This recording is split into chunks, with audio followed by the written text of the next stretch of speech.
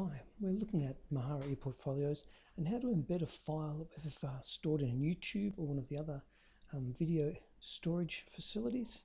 So we're going to look here at the external components we can put in, and you can see here external media. So I'm going to drag that in and I'm going to put it just here for the moment. And you see I can put a little YouTube, I'll call it. You can see these explain which areas you can actually import data from. There's the YouTube symbol there. So not from everywhere on the web, just from these sources. I'm just going to jump to the Federation University Australia webpage and let's grab this one. So I found the actual name and I'm going to right click on that so that I get this dialog, and I want to copy the link address. So now I've got the link address. Let's come back and we'll click here and paste it in. Alright, now just look at that. It's got the HTTP and a bunch of other stuff we don't know what means.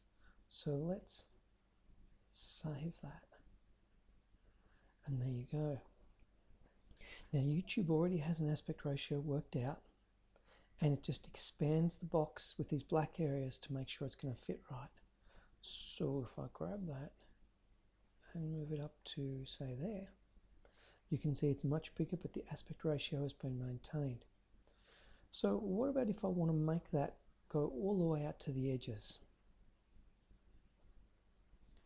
Well, we need to make sure that we maintain the aspect ratio, and the ratio numbers would be 1120 by 698, but that's not going to be sufficient. If you notice here, it's added some extra dialogues up into the URL code. So let's just change those.